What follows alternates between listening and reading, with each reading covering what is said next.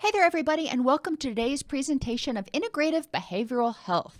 I'm your host, Dr. Dawn Elise Snipes, and today we are talking about self-esteem.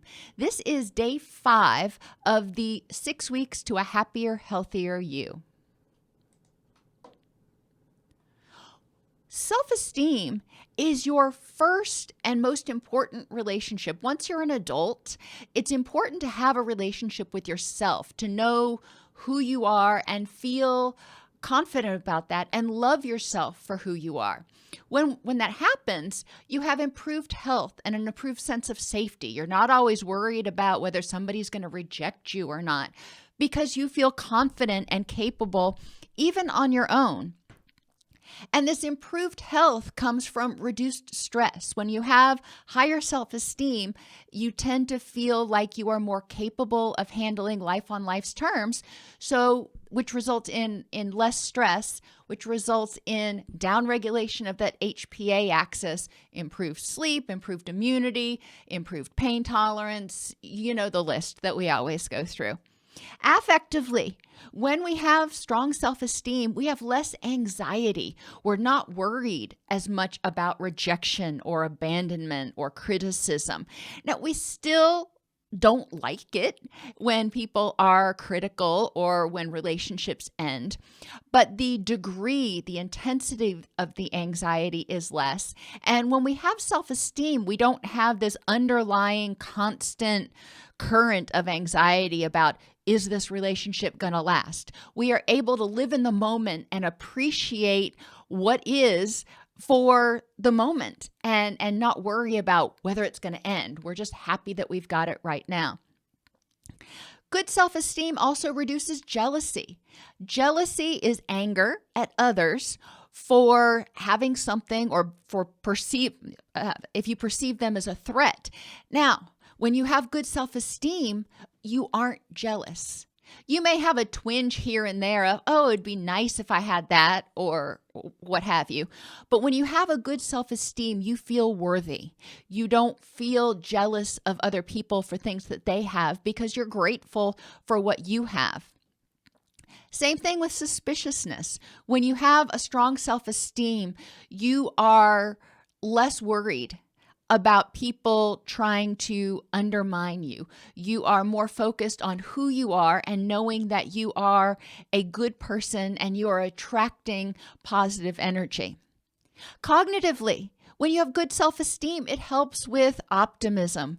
When you feel good about yourself, when you feel confident and secure and safe, it is a lot easier to be cognitively flexible and optimistic. All this adds up to increased energy and increased productivity, which, nobody's going to argue with that. And relationally, when we have good self-esteem, we are able to provide our own internal validation. We don't rely on others to tell us we're okay, which means if a relationship ends, it doesn't mean like we feel like we are disappearing. We know who we are and have that security, and we're able to provide love and compassion and self-reinforcement.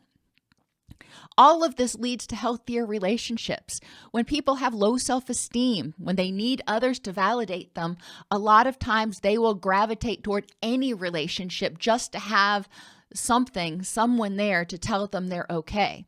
When you have strong self-esteem, not only are you more choosy about your relationships, but you are also more secure in living authentically and presenting your true self in those relationships. And that always, honesty and authenticity greatly enhances any relationship.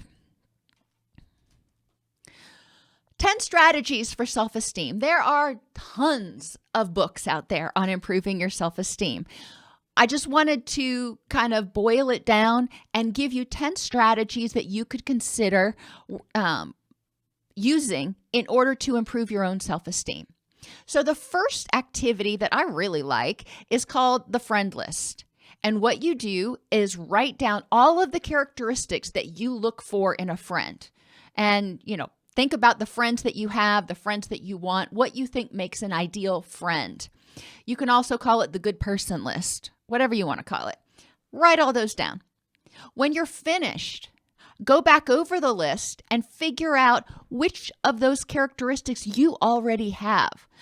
Most of the time, people are much harder on themselves than on anybody else, and they overlook their positive qualities and focus on their negatives. So by doing this, it forces you to look and acknowledge that, hey, I have a lot to offer. I have a lot of really good qualities. I'm loyal, I'm honest, I'm dedicated, I'm compassionate, whatever it is that you are that you would look for in a friend. If you can see that in yourself, then you can recognize that you bring a lot of good qualities to the table. On top of that, I would encourage you, whatever those characteristics are that are on your friend list that you would want somebody to share with you, to characteristics and attitudes you want other people to show you, well, start doing it yourself. Start being your own best friend. If you want somebody who is honest, authentic, loyal, compassionate, and dedicated, well, then start doing those things for yourself. When you do those things for yourself, other people will usually also start doing them. They see how you treat yourself, and they see what you believe you deserve, and they follow suit. Number 2, adjust your rules and expectations. A lot of times when we have low self-esteem, it's because we don't have what's called unconditional positive regard. We think that in order to be lovable, we have to meet some magic criteria. Okay, well, let's start there then. To be lovable, I have to, and then fill in the blank. In order to be lovable, what characteristics, what things do you have to do in order to be lovable, and why? Once you finish doing that, then go back over that list and ask yourself, who else do I hold to this standard? Would I tell my child that if they didn't have that characteristic, they're not lovable? Who else do I hold to this standard? How might this standard be unreasonable? If you say, for example, to be lovable, you must be perfect, or you must be patient all the time. How is that unreasonable? And with the statement, in order to be lovable, I must be patient all the time. Well, that is an ideal. But in reality, nobody that I know of is patient all the time. So it's important to modify those extreme words. What are advantages and disadvantages of this rule? So sticking with that statement, in order to be lovable, a person must be patient all the time. What are the advantages to that rule? Well, it helps you look for somebody who's always patient. What are the disadvantages? You ain't going to find anybody who's always patient. You can find people who are patient a lot of the time. But I can think back over my life, both of my grandmothers had the patience of saints, but I can also remember both of them losing their temper, once or twice when I was growing up. They weren't perfect. We can look through at different people and things that we admire. If you are Christian or Jewish, you can look in the Bible and you can see times where God and Jesus got angry, where they weren't 100% patient and tolerant all of the time. So it's important to recognize that if you expect somebody to do something all of the time, that's probably not really realistic, and that's setting you up to be critical of yourself instead of accepting and reveling in the fact that, hey, I am patient 90% of the time. You focus on that 10% that you're not. Well, 90% is a lot bigger. Yes, you can work on your patience. We can always work on it. But recognizing that, 90% of the time, you do a daggum good job. And what is a more flexible rule? And that goes back to adjusting the language. A lot of times the rules that we use are laden with extreme language. You must do it all the time. You must be the best. You must never. So we want to take out those extreme words and replace them with something that's a little bit more reasonable for humans, because we are imperfect creatures. That activity takes a while, but it is important to start looking at that. I would also encourage you to think about unconditional positive regard, which means people are lovable, and I would say creatures are lovable, because my animals are lovable too, regardless of what they can do, regardless of what they do. They are lovable, because of who they are. My dogs, each of them has their own quirks that drive me a little bit crazy sometimes, but I love them to the moon and back. They are lovable for who they are. My children, my spouse, my friends, the same way. And I am sure that I have quirks that drive them crazy too, but they love me for who I am, not necessarily what I do. Present focus is another important thing for self-esteem. You may not have been perfect in the past, but how long are you going to hold yourself hostage for mistakes that you made? What can you do in order to make amends from those mistakes, to learn from those mistakes, to grow from those mistakes, and then to revel in your courage and your growth? Again, nobody's perfect. So that present focus really helps us identify what we are doing well and who we are and why we are lovable in this present moment. Sell yourself. This is another fun activity. I do this with my adolescent groups a lot, and I encourage them to write an ad campaign to sell themselves. If they were going to interview for a job, how would they sell themselves? If they were going to interview to be somebody's best friend, what would they say? How would they create that campaign? And, with adolescents, a lot of times they get really creative, especially in the digital age. They create, mock-ups, they create videos. There's all kinds of stuff that I've seen them do, and it can be really cool. So selling yourself can be a fun activity to do. And you can even do this as a family. Everybody in the family takes turns presenting their ad campaign for why they are awesome. The next activity is a little bit more mundane. It's the values worksheet. And you can go online and search for values list, 200 values list. There are a lot of different lists out there, and they can get quite numerous. 50, 100, 200 different values are listed. And I don't know whether I would actually call each one of them a value. I would call them more a trait list. But, if you're going to find it online, Google or search for values list. And you will come up with lists that include words like patience, compassion, creativity, intelligence, courage, diligence, honesty, consistency, curiosity, motivational. There's a lot of different words out there. And identify the characteristics, the values, the traits, whatever you want to call them, on that list that are important to you, that you really want to embody. A lot of times, you're going to end up with a lot of check marks. So then go through and distill it down and, look at all the different words and figure out which ones are synonyms of each other, because a lot of times you will find things that are, words that are very similar to one another. So choose one of the words instead of having both of them there. Once you do that, you'll probably have it narrowed down to maybe 20 or 30 different traits or characteristics. I would encourage you to narrow it down to 10. However many you have, pick the top 10 that are most important. And that takes some thinking. Which ones do you want to devote your energy to, and which ones are you not going to give so much energy to right now? All right. Once you have that done, you're going to break it down one more time, and you're going to distill it down to your top 5.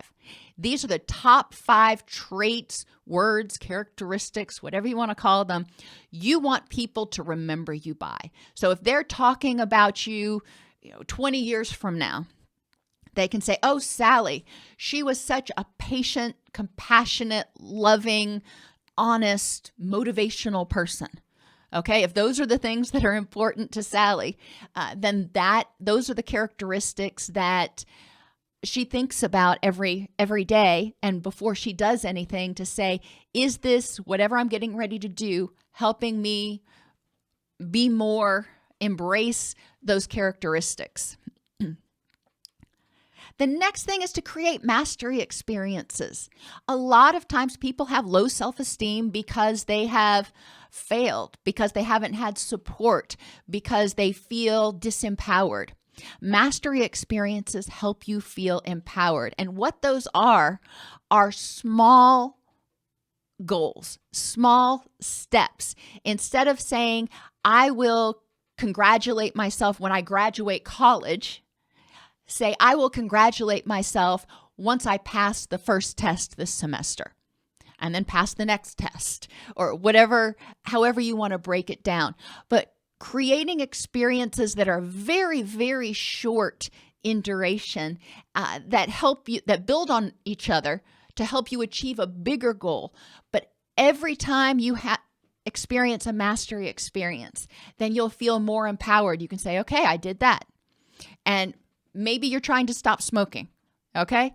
And you've gone to the doctor, you've gotten the nicotine replacement therapy, you've read the books, you're involved with support groups, whatever. You have a plan, and you make it through your first day. Well, that's a mastery experience. And you can look back and go, hey, I made it a day. Maybe you don't make it a day. Maybe you set your goal a little bit smaller than that, because quitting smoking is really, really freaking hard. Okay, I get that. I've seen people go through it. Nicotine is one of the most addictive substances on the planet. So maybe you set it and you say, I need to go an hour. All right. Go through an hour and you go, all right, I did it. I can go through another hour, and you just take it hour by hour at first. The same thing is true when you're dealing with things like grief. If you feel like you can't deal with the grief, you can't handle it.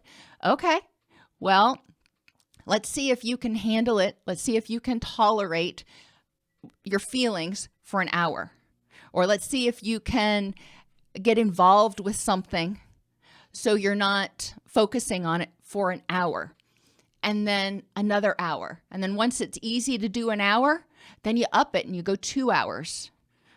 And once that's easy, maybe you even make the big leap and you say, okay, I'm going to go 4 hours now and see if I can do it. Mastery experiences are so important in developing self-esteem, because every time you achieve a goal, even if it's a small goal, you realize that you are capable. You realize that you have the power, that you're able to do it, as long as you don't get too far out in front of yourself. Which takes us to noting your achievements and positive qualities. A lot of people feel boastful or arrogant if they talk about their achievements or positive qualities.